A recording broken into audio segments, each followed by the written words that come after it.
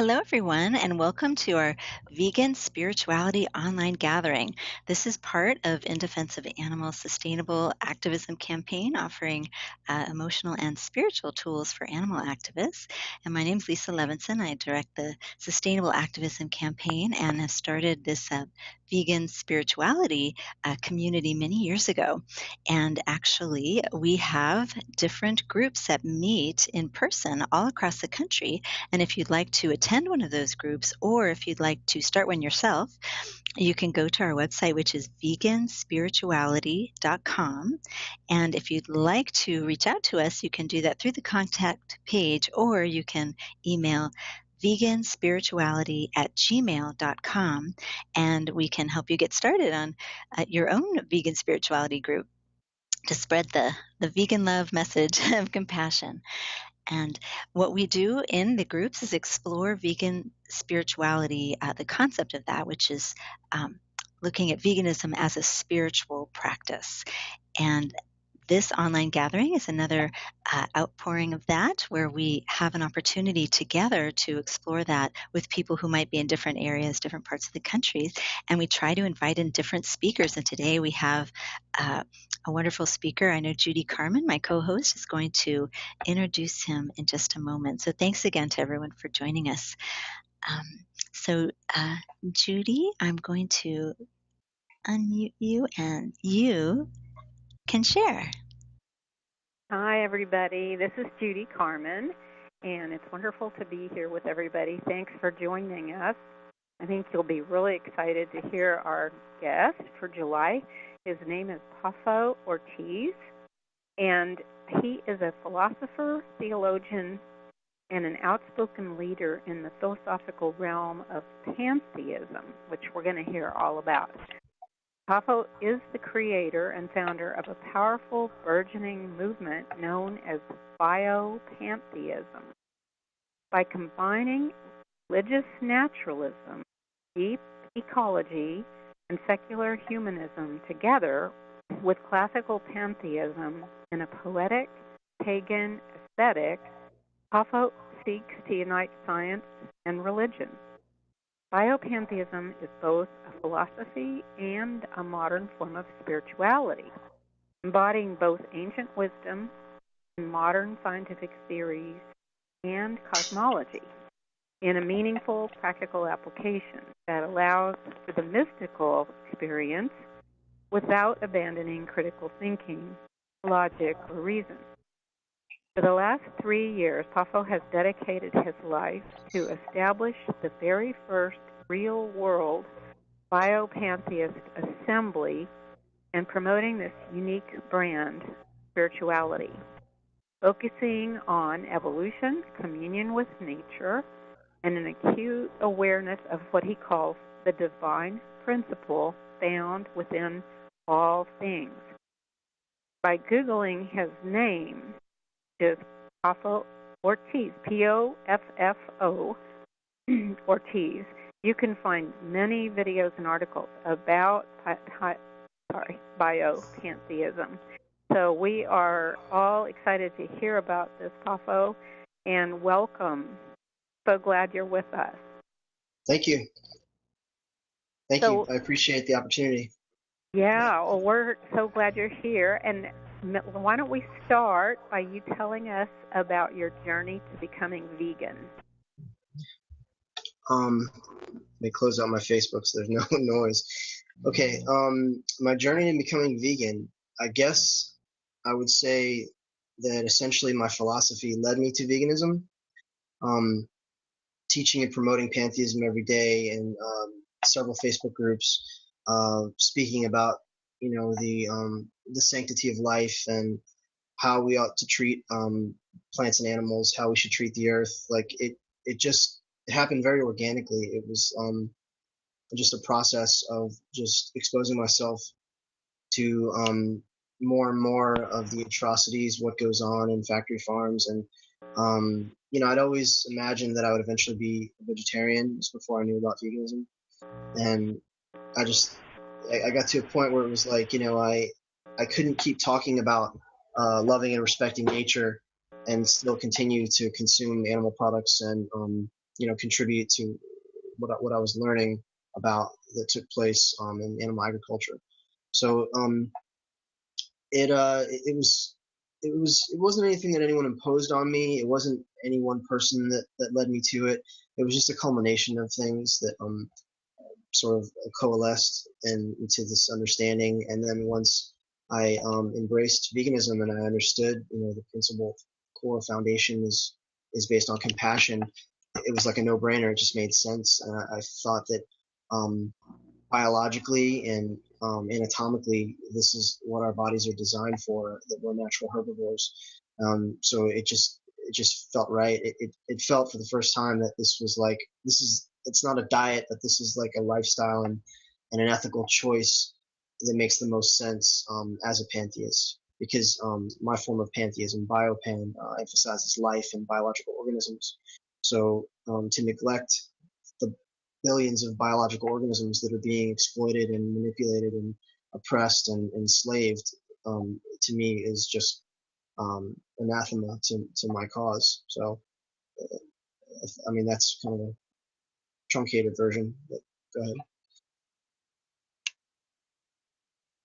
Well, thanks, Poffo. That's really something that you really came to this on your own without anyone particularly trying to convince you. No. And you used logic, which is part of your work. So your biopantheism spirituality includes animals, as you said, in the circle of compassion. I remember that. Sorry, go ahead. That question, about why animals are included in the circle of compassion. It's almost like, why wouldn't they be included if all human beings are animals? If we share this earth, if we share this planet with trillions of other organisms, like, to limit our compassion, our care and our concern, our consideration for only maybe the few pets around us in our lives, or the few other Homo sapiens in our lives. It makes absolutely no sense. As a philosophical movement, there's an aspect of philosophy that involves ethics. So, to not include animals is completely counterintuitive to this message, to the idea that nature is divine, that life is sacred.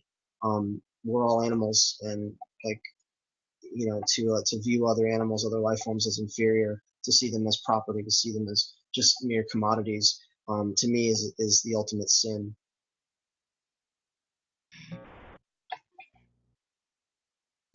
So your entire philosophy really includes animals, it sounds like. It's Absolutely. A deep part of the spirituality that you talk about and teach. So that is wonderful, because, that is something we talk about a lot in vegan spirituality, that all life is sacred. And I would say it's the natural only progression. Makes sense to be vegan. Yeah. Right. I would say it's just the natural progression of that belief system. Pantheism in and of itself, you have to understand, is a very nebulous, sort of broad. It's never been formalized. It's a philosophical, theological concept that exists within many of the world's religions. But my interpretation of it, my distilling of it, relates directly to plant and animal life, to conservation, to ecology, and to obviously animal rights. And animal rights and animal rights activism is just it's just a physical manifestation of that belief system. Like, I can't see how anyone could believe that nature is divine and not think and feel otherwise, not act on that ideal, that principle. So, am I on? Yes, you are. Can you hear me? Okay. So in your online article, you have one called Veganism and Pantheism. I loved a statement that you made in that was basically, quote, being vegan is the only logical conclusion in response to the realization that everything is divine. And I just love that. It's so perfect. It captures so well the heart of vegan spirituality and what we have all been talking about are the people who are listening, and so many other people. So we're just really excited to hear you talking about that and putting such a great statement together. It just really rings true. So, yeah, please tell us more about how the two things relate, veganism and pantheism, and how you think you can spread this news and help people understand that. In my mind, at this point, they're inseparable. They're not just parallel; that they don't just overlap. I mean, they're literally inseparable. It's the natural response to that belief system, and I want to make that distinction because to the listeners who may not understand or may not be familiar with what pantheism represents, when we say that all things are divine, I mean that seems very abstract. It seems very very counterintuitive. Like, how could all things be divine? We've been taught traditionally that through the fundamentalist religions that there is a divine being somewhere out there, separated from us. That perfection and that sort of human concept of what is perfect and pure, is somewhere separated, and it's perfect, and it's all powerful, it's all knowing, it's all these things. But the pantheist description of God, or the pantheist concept of God, is much different from that. This is a God that is evolving. This is a God that is essentially synonymous with nature. So it is the permeating life force or energy or essence that encompasses all things. So it's in the process of growing and educating itself and acquiring knowledge and coming into awareness through us, through sentient, sapient, cognizant beings like us who are looking at the universe and reflecting and thinking. Essentially, all conscious life, that is the mind of God. So there is no God out there separate somewhere. We view all things as divine, not that all things are perfect, but all things have the potential, this sort of intrinsic, inherent potential to become something more, something greater, to evolve and adapt and survive. That's what nature does. That's what life does. And this is the term eminence. This is where it comes from, the idea that this God is not separated somewhere in heaven, disconnected from, I'm hearing echo, sorry, disconnected from the natural world, that this God, this concept of God, is the natural world itself. So people might struggle with the idea that nature, the universe, is divine, but pantheists have taken back those religious terms, and we I speak about this a lot, and I've written about this extensively. So we can get into it maybe in the Q&A. Okay, yes, I love that. And the life force is in everything, as you said, and so that just makes perfect sense. So, Poffo, I'm guessing that you have many non-vegan followers who are interested in what you're saying. So how do they react to you including veganism as a logical part of pantheism? And how do you work with them to help them understand how they are inseparable? It's been a struggle. Put it that way. It's been a battle. Trying to get so many pseudo intellectual, sort of very, very intelligent people to make this connection, because what you have in pantheistic circles, it's a philosophy. It's an intellectual kind of assent to something. It's much more like head knowledge and less practical, and very little sort of activism, very little tangible response to the belief system. It's more just, it runs the whole gamut. Like, you have rebellious pantheists who are very anti-Christian, anti-theists. I mean, I have a strong anti-theist sentiment myself, but they don't want to have anything. They don't want to hear anything about any talk of God or spirituality, like in the traditional sense, in the conventional sense. And then there are others who just gravitate toward it naturally. And I have several friends who, I think, literally their veganism led to their pantheism, or their pantheism led to their veganism. And And so for them, it's the same thing. It's a no-brainer. It's inseparable. But for others, it's very difficult. They're just not. I don't see how they can't. But let's say I've been rejected a lot in the pantheist circles because of this, because of my strong, staunch position on veganism. Because you can't say that you're an environmentalist or that you care about the planet or that you care about animals and not be a vegan. In my mind, it's that's a natural conclusion of it. So, but I've just received a lot of criticism, a lot of rejection, and it's just been difficult. I have a page that's specifically devoted to that. It's the Pantheist Vegan Support Group, where these people started out with maybe 15, 20, and these people are specifically both pantheist and vegan, and they've all made that vital, essential connection. With others, I don't even frequent some pantheist groups anymore because I've been basically been ostracized. I have other friends who are vegetarian, but they don't understand the harm and the destructive consequences of eggs and dairy. And obviously, vegetarianism only includes eschewing meat and not every other form of exploitation, whether it's fur, leather, circuses, zoos, all the other things. Vegetarianism is relegated to just a diet. So, but they don't understand that yet, and they still sort of tout ethical, humanely raised, grass-fed, all this kind of stuff, and they just don't get it. Yeah. So it's just been, I guess the short answer, it's been difficult and it's not easy. I tend to go against the grain no matter what circle I'm in. I tend to kind of always push harder and believe stronger, and I'm just much more I don't know, compelled to see change, to want to see change in the world, and I'm not content to sit back and leave it up to the politicians and and those in positions of authority and power. I think it's up to the masses, to the people, to communicate and influence others through media, through their writing, through making videos and online and stuff. I think social media is an incredible tool for that. Go ahead.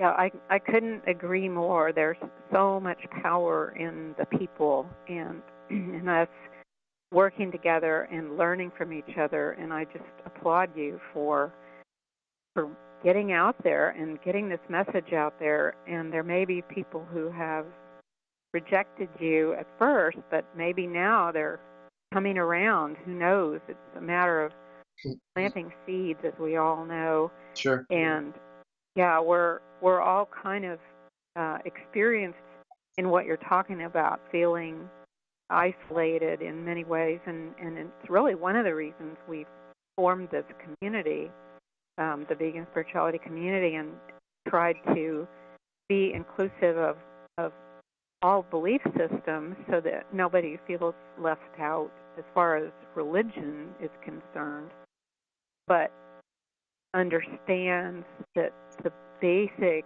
theme that we're talking about here, that, like you said, veganism is inseparable from this. So I was gonna ask you, talk about the importance of communion with nature, which is so important to me, and I know all of us. Animal activism, it can be traumatic and very demanding, and I think we've all found that being in nature helps keep us centered and connected. I'm sure you would. I mean, I know you agree. I've read a lot of what you've written. So tell us a little more about that and any other advice that you might have for us as activists to stay strong spiritually and keep going to bring liberation to all the animals, all beings. Oh, there's so much I could say. The first thing I would like to point out is that you don't have to rely on the conventional religious tropes. Many people fall back into whatever it might be, however they were raised, or whatever they whatever they have access to and what's popularized. But I want to put it out there that there is a belief system, there is a naturalistic form of spirituality that doesn't include all of the mythology of the Middle East or even of Eastern traditions, that is strictly based on science and logic and reason and our observations of the natural world, and it's pantheism, and even more specifically Biopan, which emphasizes life and biological organisms. That I want to let them know that there is,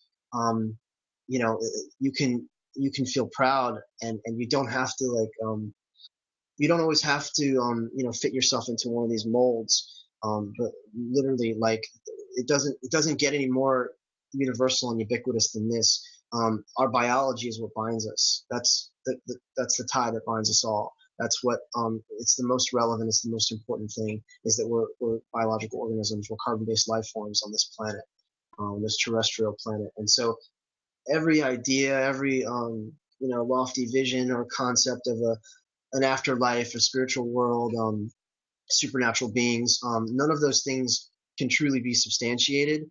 But what is real, what is tangible, what we're faced with every day, is everyone needs clean water, everyone needs food, everyone needs to preserve this beautiful planet that we live on. That it's this earth that's our true home, and not some celestial kingdom come beyond. And I don't want to offend anybody, but I mean, the point is, many religions, many religious systems are fighting, killing each other, raping the earth, due to these superstitious supernatural beliefs. So what Biopan represents is a completely naturalistic, that means as opposed to supernatural. Naturalistic meaning that the focus and the emphasis is on the here and now, and on how we treat our bodies, how we treat other life forms, and that there is a community forming now, and I'm doing everything I can to bring them all together: the atheists, the agnostics, the secular humanists, the pagans, the pantheists, the neo-pagans, the druids, those who are making the earth and earth-centered spirituality their priority, their focus. You see the Celtic knotwork behind me. That's my symbol right there in the middle. The interlocking rings. I have a very strong. I believe in the power of aesthetics, and that in order for any movement or philosophy or spiritual belief, religion, if you want to call it a religion, to be successful, you've got to have symbolism. You've got to have that, the idea of mythology and poetry and symbolism and metaphor. It's very strong. It's very powerful in Biopan, because that's what's actually missing in just, so I guess you would call it just generic pantheism, just plain pantheism. It doesn't include any of that. It's just left up to you. So I'm really trying to codify and establish this in a very practical way, and create a community through meetup groups, through my online groups. Getting to the next point, you got to keep me focused, Lisa. Getting to the next point about how to combat the negativity and the getting emotionally depleted, and because we expose ourselves to so much negativity, and we witness so much violence and cruelty, and then we have to deal with so much negativity, antagonistic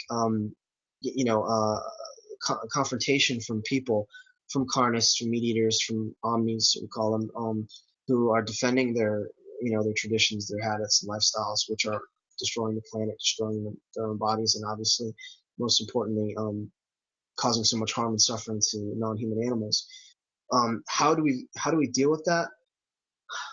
We have to recharge. We have to rejuvenate ourselves. We have to spend as much time in nature as we can, and get back in touch with the real world, because we get so caught up in the divisiveness of human societies, of our online debates, of the negativity that's in our interactions, doing street activism and stuff, and there's so much ugliness, and there's so much pushback, but that's because people are just locked in to their what they've been indoctrinated in, and we've all been inculcated in this carnist culture. So we have to remember that we were just like them, that they're just like us, just we're just at different places on the journey. So we can forgive them, not forgive their actions or their behavior, but we can understand them, and we ourselves need to put our own, the first obligation we have is to ourselves, to feed and clothe and give ourselves proper nourishment, whether that's food or spiritual food or physical food. We have to make sure that we're strong and that we are grounded and that we're at peace within ourselves, because we can't do this kind of work. You can't do this if you're unstable. It's very important to be mentally, psychologically, emotionally stable, so that we don't actually we don't present a bad example to others. Who's, oh, just another angry vegan, just another crazy, you know, fanatic or whatever. Like we have to be grounded, and that's why it's so important. Because actually, veganism doesn't include like sort of spirituality or human, the journey, asking the existential questions. I mean, it's not meant to. The specific focus is just on the animals. So that's why Biopan is so important, because it bridges the gap. It brings all these movements together in one cohesive, one cohesive. I don't know what you call it, like a form, like a body. I see everything in biological terms. So I see the earth, humans, animals, our gut bacteria, everything from the cells in our bodies to every leaf on the tree outside is really just all part of one interconnected system. And that's the crux, that's the core of pantheistic thought, is that all things are connected, everything is interdependent, and all things make up a singular divine unity. And even though there's many differentiated forms and there's polarity and there's distinction, we're all part of one just massive, incomprehensibly large system that I call omnia. The omnia is my word for nature. It's my word for God, for the universe. It's the inherent life principle that exists within all things. I guess you could sort of attribute it. You could sort of equate it to the Force in Star Wars. The idea of an energy field that encompasses all things and binds everything, holds everything together, and it's the source of everything. It's what people historically would call God, but they anthropomorphize God and they attribute human qualities and characteristics. And the truth is, we are the personifications of God. That, like, human beings are sort of the anthropomorphization of nature. So there is no man up in the sky, but what exists are men and women, human beings on Earth, who are representing a very, I would say, very advanced evolutionary advancement, an evolutionary stage of nature becoming conscious and aware of itself. And that is fascinating to ponder. As Carl Sagan would say, we are a way for the cosmos to know itself. And many other gurus and many of my my heroes and stuff, they thought this way. So I don't know, I might be jumping all around here, but what I'm trying to say is you need to put your own needs first in order to do the most good. And that's not selfish. Many activists just expend themselves. They completely they give all their energy, all their time.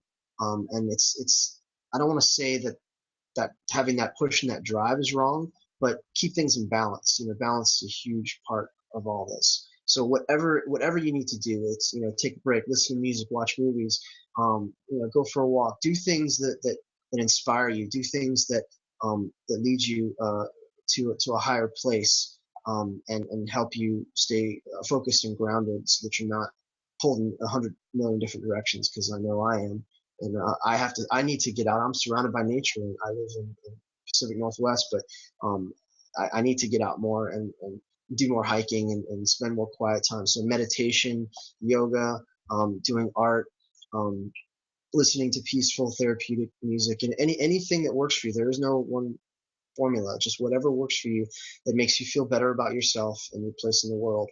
That's what you should do. Whatever it is that strengthens you and gives you rejuvenates you and gives you the courage and the tenacity to keep going. I would say do that, because we're all different. So it could be something different for everybody.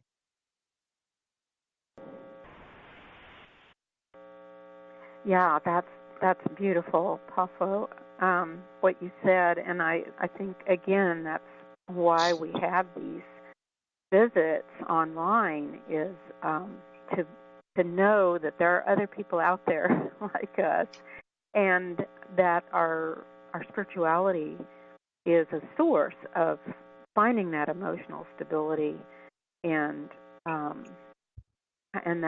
it's so important. Yeah, we've all seen people burn out, activists burn out, and just leave the movement. And if we don't take care of ourselves, like you said, then the movement will lose us, and can't lose anyone. Everyone is so important. Right. If we're to love your neighbor as yourself, right? I mean, Jesus said that, but you can't love your neighbor until you love yourself. You have to love yourself first. Healthy self-love. In a sense, look at the miraculous bodies we inhabit. Look at our ability to heal. Look at how incredibly complex our brain is. It's the most powerful microprocessor that exists. You guys still there? Like I would say, just look at your own physical form, and that can bring inspiration, and give your body what it needs so that you can carry on and do the work that you feel called to do. Poffo, it looks like you might have pressed a button to do screen sharing. Oh, sorry. Let me change that. Hold on. There it goes. There we go. That was me. Thank you. I honestly I didn't push anything, so I don't know how that happened. Yeah. Great. Okay. I'm back. Lisa's been muting me, everybody, because my phone is kind of buzzing. But I'm back. And I think we're almost ready for questions. But I just wondered, Poffo, if there's anything else you'd like to add before we do open for questions. I would like to direct people to my Facebook groups, to my website. All you have to do actually is Google Biopantheism, Biopantheism, and anything that comes up is pretty much, will lead you back to the work that I do. I have a website, I have a YouTube channel, I have several Facebook groups, Biopantheism, and then I have a Pantheist meetup group. It's just for facilitating, gatherings and stuff in a real world setting. I have the Pantheist vegan support group. I have podcasts I do. I'm working with Anonymous for the Voiceless now. I'm the organizer here in Portland. I'm also working with DXE. Like, I'm involved in a lot of different things, and I would just say get involved. And as you said, we're not alone. Reach out. We have this incredible tool with the internet to connect with people all around the world. So, use it and try to make a difference. Try to influence and empower others. To not necessarily trying to convert people, but just raise awareness. Raising human consciousness and educating people and sharing information. That's the most powerful things we can do right there. So, because we all have different talents and skills and abilities that we can use to utilize your gifts. I would say in whatever way you can, whether it's writing or you can, maybe you're a good cook and you can have like potlucks and show people that vegan food isn't just grass and, and alfalfa sprouts. There's some delicious food there, and if you work out, if you're a bodybuilder, show people that you can be strong as a vegan. In terms of spirituality, I would say look within, and wherever you find guidance and inspiration, then run with that, go with that, because I think that Omnia life, nature is always speaking to us. It's always educating us. It's always teaching us and guiding us and leading us, but we have to learn to listen. So I can get into the details of the theology, but I would just say, the truth is everywhere. It's not just the truth is out there. The truth isn't just in a book. The truth is literally everywhere in every living system. We can learn lessons, and I would say, look to human biology, study cosmology, study science, study physics, study astronomy and the arts and sciences and all those things. Those human pursuits that really help give us a more accurate vision of the world, as opposed to the conventional belief systems that I believe promote delusion and wishful thinking. So the focus is really in pantheism on the natural world and making peace with the fact that we are animals, but we're not in this alone. That we all need to work together for a sustainable future. So thank you very much for that. And Lisa, shall we open up for questions? Is it about time? Sure. Yeah, that sounds great. So for everyone who's... I was thinking we might put the Facebook group address on the chat box. Do we have that? I could do that. Thank you, Poffo. Or I can do it if you want. Vegan Spirituality or my Facebook group? Which one? I think it's yours, Poffo. Oh, sure. Yeah, I can do that. Yeah. Okay, great. So at this point, what we'd like to do is open up a larger conversation with everyone else who is here with us today. And there's a few ways to communicate and ask Poffo questions. For example, if you can type in the chat box a question, we have one actually waiting there. And you can also unmute your phone by pressing *4. And if you want to open up your webcams, you're welcome to do that. There's some icons if you're on the computer on the screen that are audio on or off or video on or off. You're welcome to put all of those on if you'd like to join in the conversation with us. So it's great to see everyone, and hopefully some folks will have a question. I know there's one right off the bat from Ray. Ray asks, is evangelicism important for biopantheism? In what context are we speaking about? Does he mean to evangelize, or how important is speaking about Biopan? Is that what he means? So Ray, if you're with us, maybe type in an answer or join us in your voice. Let me see if I can answer these few questions right now. So first of all, I just Poffo, before you do, let's repeat it, because we have some people on the phone, some people on the computer. So one of the questions that he's going to answer is from Marcia, and she asks, do pantheists have rituals and prayers? Do they make up their own? Okay, well, essentially, pantheism itself is just a very broad philosophy that essentially means that you equate the universe with God. So pantheists can vary from all walks of life. They can have all kinds of different religious slants. They can appeal back to Christianity, or some may have Jewish roots, or many follow the New Age movement and a lot of Eastern traditions. Essentially, if you're asking me what Biopan entails, a ritual is a good thing in terms of if you are doing something repetitively that helps ground you and keep you focused and like just helps to facilitate higher ideals. That's a good thing. So any form of ritual that you would like to do that brings you closer to the earth, that brings you that gets you more in touch with the cycles, the life cycles of nature, the cycles, the seasons. Many pagans obviously observe the solstices and the equinoxes. You can have your own ritual. I've been working for a long time to come up with unique and specific days, holidays that center around the luminaries, the great pantheistic luminaries who lived and died, and many of them suffered and were persecuted for their beliefs. So their birthdays and their death days, we can remember them, and on those days, do things that to commemorate these great men and women.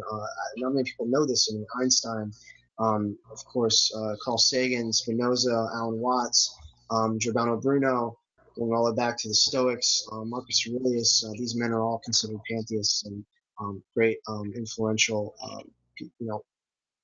figures throughout history that wrote about the idea that that nature is really the most powerful force there is. That there is no higher power beyond the universe and nature. If that sort of answers your question. If they can all connect with me, if they can join my Facebook groups, I can send them specific information I've written about all of these things as well. But as far as the evangelicism, if he means RK, Ray, yeah, he's asking the question. If he means like evangelizing, like speaking out, like spreading the message, how important is it? In Biopan, it's very important because we want to get as many people, raise awareness and educate as many people as we can. Obviously, it's not a requirement. There are no requirements in pantheism. It's just a very organic sort of, if I could define it, it's an awareness. It's just more of an awareness of the miraculous nature of life, of the natural world, the divine principle, I say, that's in all things. So it's not something that has this kind of dogma, although there are things I feel very strongly about that I'm very much against. And I have a list of my stipulations on my page when you join my group that talks about that we don't support animal agriculture, that we don't support supernaturalism and superstition, that that there's certain specific things that I am very adamant about, within, but that's because it's a very focused, codification of pantheism. And then someone else says, if we believe in it, really, we should share it. Yeah, I agree. It goes hand in hand. It's like being a vegan. It's like once you recognize that the life is precious and sacred, how can you continue to slaughter and mutilate animals or pay other people to do it? So we have another. This is a question from Kelly. Yeah, she says, any suggestions on how you discuss biopantheism with people who use their religion to justify eating meat? How does it complement Christianity or not, so that we can relate to the people we are talking to and try to get them to see the relationship they have with animals and their dominion over them differently. It's one of the biggest problems that we have, that basically in the Judeo-Christian mindset. This is a religion that formed in the Bronze Age, was sort of reinvented in the Iron Age, a time when people had a very close relationship with animals in the earth, but I would not say a very salubrious one, a very healthy relationship. They were, it's where the idea of trading animals as property came from. And the idea of using them as a form of currency. So that mentality has bled over. It's filtered in, and it's never gone away.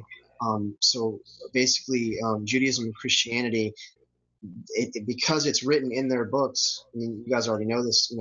There's a very strong idea or concept that we are above the animals, that we are God's highest, the pinnacle of creation, and pantheism completely wipes that out and says, no, we are all animals and we are all part of creation. And we go one step further. We're not just part of creation. We are the creator itself. The creator itself has spawned us, and we are little mini creators creating more life and abundance, or more death and destruction. We're the demons and the angels of this planet. But how do we deal with those people? You got to meet them where they're at. You have to understand the indoctrination, the level of indoctrination that's there, and I have some good insight into this, because I myself was once an evangelical Christian. I was a very strong Bible believing, born again Christian. That I went to Bible college. I wanted to, be a youth minister. It was my whole life, being an evangelist.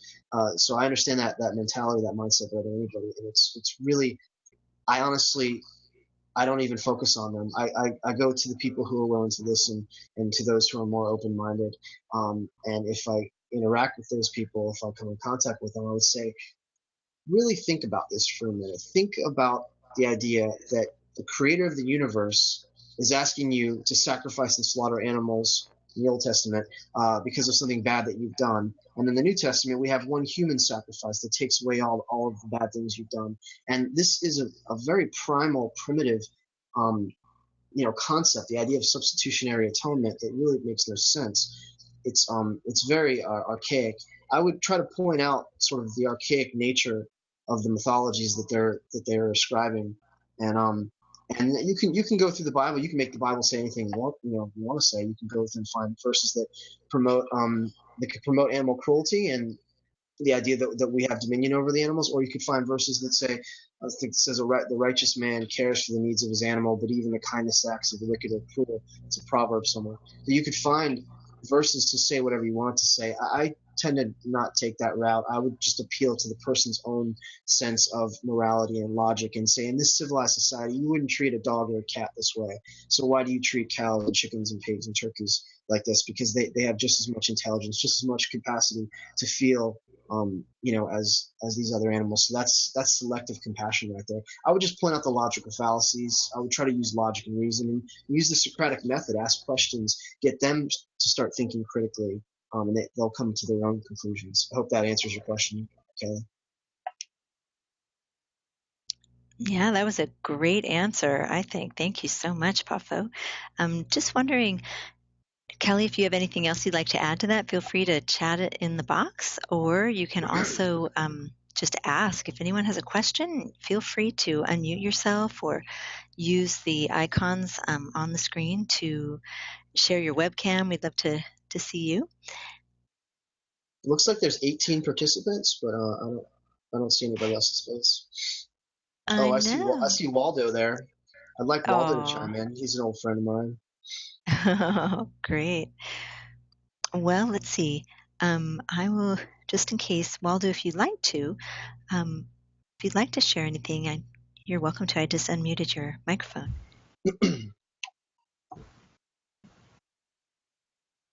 And let's see. Anybody else who'd like to do that, you're welcome to unmute yourself. That's fine to do. Or if you're having trouble doing that, just let me know in the chat box and I can unmute you. Great. Oh, we have someone who's shared the video. Hi. It's a friend of mine. She's one of my she's one of the AV activists that we do street activism here. Hi, guys. Cool. Hey. Hi. Did you have a question or? Well, I had asked what is Biopantheism, but I think we covered that. So. I can send you a link right now to a complete summary of it that I've written if you want, Joey. Is it from pantheism.com? Because I just read it. Yeah, it might be, because there's also a Pantheist website that my friend created, and so I've written several articles for that one. Sure, yeah, you can send me whatever you want. But we can talk about it, or if you have any more specific questions. I mean, when you say what is biopantheism, you have to first ask yourself what is pantheism, and pantheism is the belief that all of nature comprises an eminent emergent divinity, that God is not a supernatural being somewhere, that God is nature. And biopantheism is my sort of formalized feeling of it that I've been trying for the last 3.5 years to create an assembly, a real world movement of people that can gather and we can spread this message and share it and promote it. And that's one of the reasons I actually moved to Portland. Yeah, I think that's really cool, because that's basically something that I've always already believed anyway. I've been atheist for quite some time, but I do think that you can be spiritual and you can recognize nature as being divine, and you can make a spiritual community. You don't have to just be an atheist and stay in your house and say that you're against religion. So I think it's really, really cool to hear about a vegan religion that is already, from what it sounds like, already going along with my ethical beliefs anyway. So that's really interesting.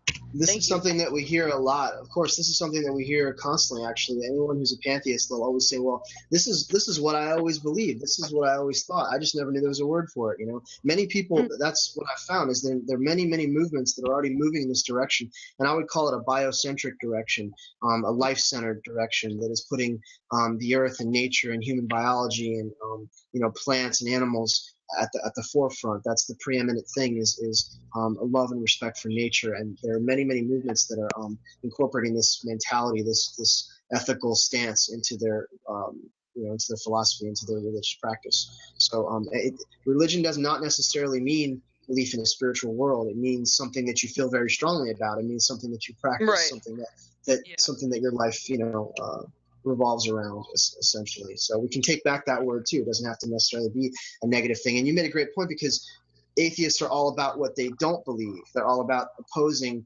the negative, which is necessary, and it's good. And that's a certain stage in the evolution of it, is rejecting the dogmatic, oppressive, religious systems. But then you're left with, okay, what do I believe? That atheism doesn't answer the existential questions. Why are we here? Where do we come from? How should I live my life? What happens after you die?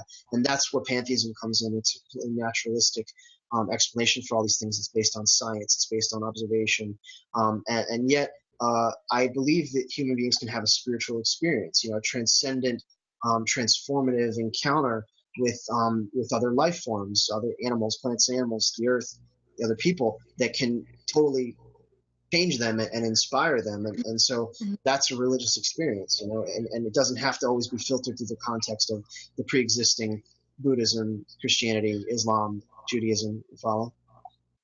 Is that Ray? Does Ray want to say something? Yeah, we do have a couple questions in the chat box. I wanted to let you know. Yeah. We have a question from Marcia, and she's asking, do you see a relationship between biopantheism and Wicca? Absolutely. The central theme in Wicca is, communion with nature, observing the life cycles, the seasons. I love Wiccanism. I just don't ascribe to a literal belief in the gods and goddesses, because, with neo-paganism, it's kind of a, choose your own. You pick and choose what you want. Some believe in Egyptian gods, some believe in the Nordic gods, some believe in the Celtic and the Gaelic, folklore. So I would say the rituals in Wicca are beautiful. The ceremonies, the focus, the emphasis, the aesthetics of Wicca are amazing. I've tried to incorporate all of that into Biopan without the supernaturalism. So it's not hard what we call hard theism. It's more embracing the aesthetics of it, because these were the first religious traditions before paganism. Was animism. Animism is basically the forerunner for pantheistic thought, the belief that all life has its own essence, its own energy, its own spirit. Every plant, every animal, every rock and tree is essentially alive and carries with it this divine principle, because it's part of the greater cycle, the greater whole. So there's definitely a relationship there. Obviously, there's not the same kind of pageantry and using the same language and stuff like that, and we're not harkening back. This is a very important point. We're not going backwards in Biopan. We're moving forward. We're taking what we know and what we understand right now and moving forward with it. It's not sort of a nostalgic throwback to earlier religions. It's taking everything we know right now as modern humans and moving forward and saying what does exist, what is real, and how can we interact with it, and how does it influence us, and how can it empower us. Great. And then I think Ray also had another question. He was asking how much dogma needs to be peeled back for a practitioner of mainstream religion to embrace biopantheism. So ahimsa is an accoutrement of Jainism and Hinduism. Can biopan be an accoutrement for a person not looking for a new religion? I really like that word. I've never heard that. An accoutrement. I like to get him to give me the definition of that. But yes, ahimsa, the concept of doing no harm is the core principle of Biopan. In terms of our response, to the belief that all life is divine, then doing no harm to that life is the natural response to it. So how much needs to be peeled back? I would say a lot. I would say get rid of all the dogma, get rid of the Bronze and Iron Age mythology. Although there is value in metaphor and in the allegory and in the sort of maybe a poetic reinterpretation of it, there's nothing wrong with that. I think the gospel is a beautiful story. I think many religions have incredibly powerful, they tell tales that contain within them universal archetypes, and that's very important. That's necessary and needed, because as human beings we're sort of we're right and we're left brain. We're both. The appeal to the aesthetic, to the emotional. That's very important. So I would say we don't have to throw away a symbolic interpretation of it, but definitely get rid of the literalism, get rid of the fundamentalism, because that has only caused us harm and destruction historically and presently. Thank you, Poffo. And I think accessory. Accoutrement means accessory. Yeah, I would get rid of all the trappings and start over. That's what Biopan represents, is starting from scratch, like just literally starting from getting rid of all. Like, I don't want to dress like a guru. I'm just going to dress like the way I dress. I don't want to go back and look like some Eastern philosopher. Although I love reading Eastern philosophy, but this is something that is completely novel and emergent and essentially modern, if that makes sense. Ray's there? Yes, Ray is here, and he shared the definition of accoutrement as accessory. Oh, that's Ray. Okay. Yeah, that's Ray. Gotcha. And also, Julianne asks, maybe you could share, what's the difference between Biopan and Pantheism?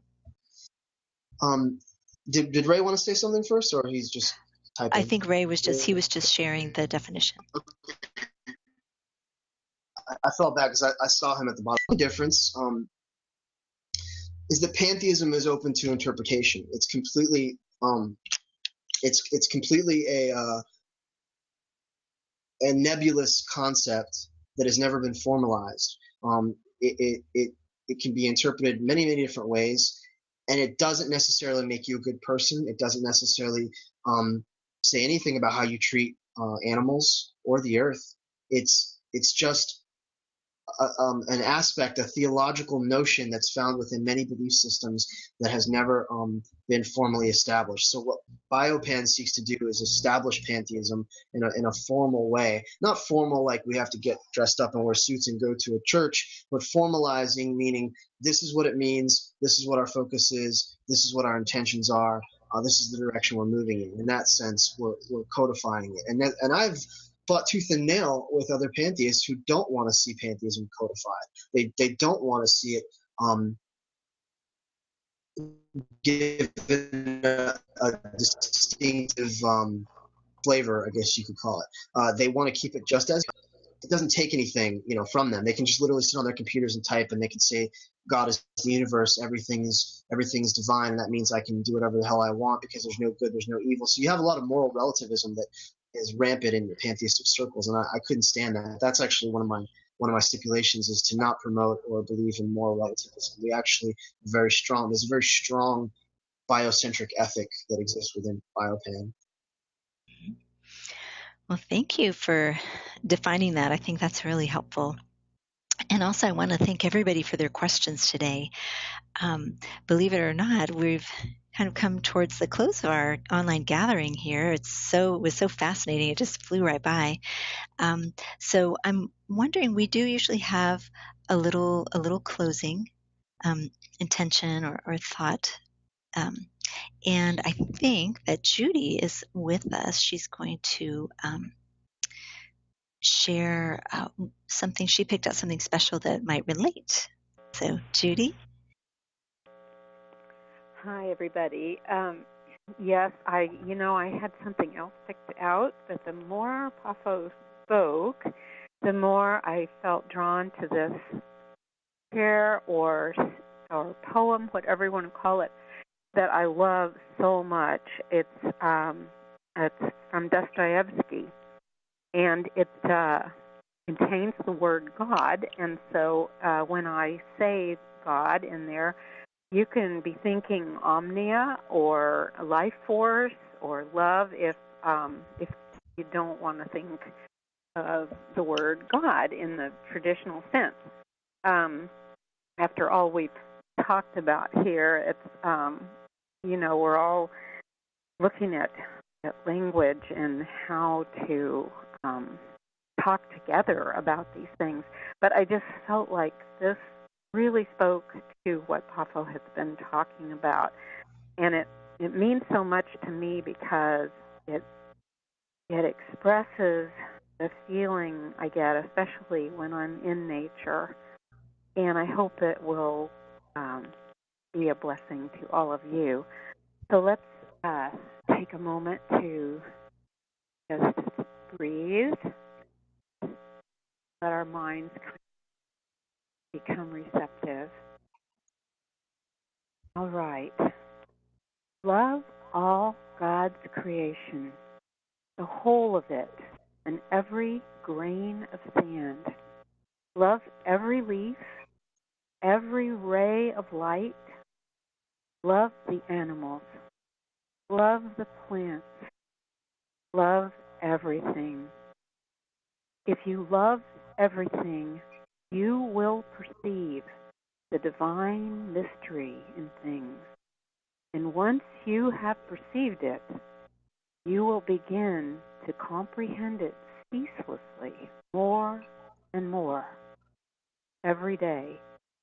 And you will at last come to love the whole world with an abiding, universal love.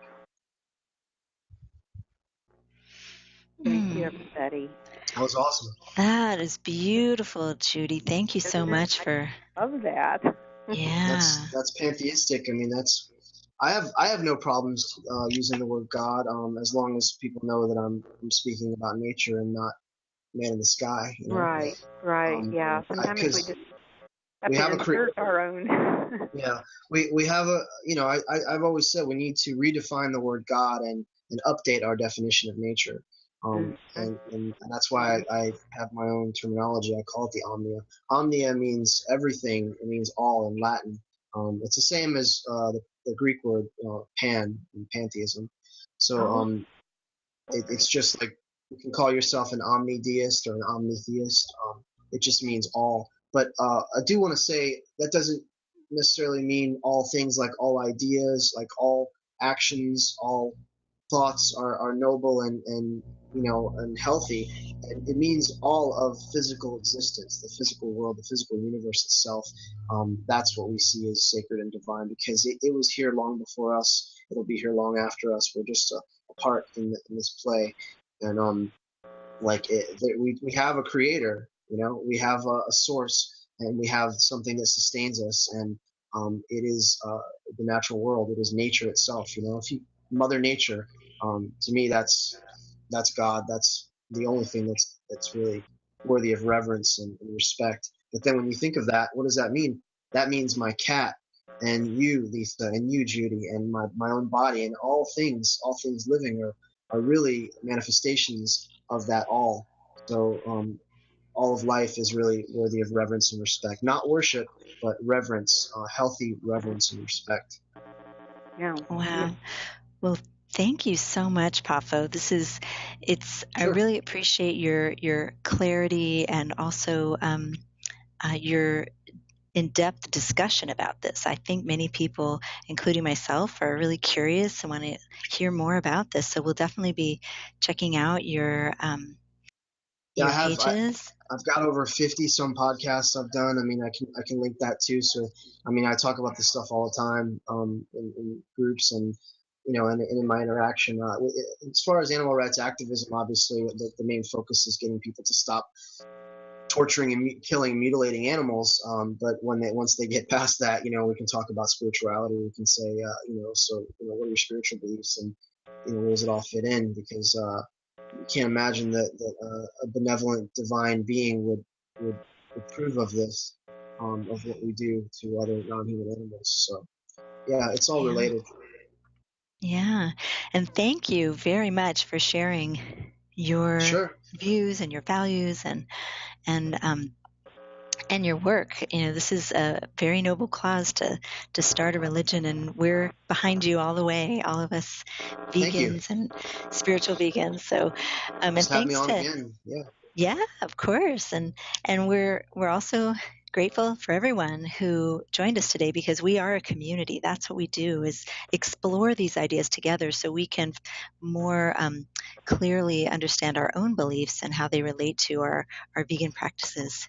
And stay tuned for next time on our next Vegan Spirituality online gathering. We will be having John Busanow, and he is he's from Dharma Voices for Animals. He'll be sharing a bit about his journey, and he's also written a book about Buddhism, veganism, and you. So we look forward to hearing from him in the next month. Also, stay tuned to our events page. We always have great activist support types of events, such as a support group, which we provide each month. And we also have a support line. If you're ever wanting to have, if you're having some issues around spirituality or about your vegan values, or want some support and free counseling, you can call 800-705 0425, and you'll have a vegan activist or counselor on the other end of the line. So thanks to everyone for spending this time together. I'm so grateful to everyone, and I hope you all have a wonderful evening. If you'd like to unmute yourself and just do a group goodbye, that's part of our tradition that we do, our ritual. So you're welcome to do that. Oh, it's great to see you. Oh, wonderful. Yes, great. Hey, Alex. Please. Great. Bye. Goodbye. I was listening the whole time. Yay! Thanks to everyone for joining us. What a fabulous group. How wonderful to hear your voices and see your faces. Ah, thank you so much. We look forward to seeing you again, hopefully next month. Take care, everyone. Thank you, Judy. I wanted to thank Judy for the interview. Thank you, Poffo. I don't know if you can hear me, but Yeah, I can hear you. Yes, we And can. Thank you, Lisa, for setting it up. I appreciate it. Yeah, Right. no problem. Love it. Good night, everyone. Good night. Bye. Thank you. Bye-bye. Thanks so much.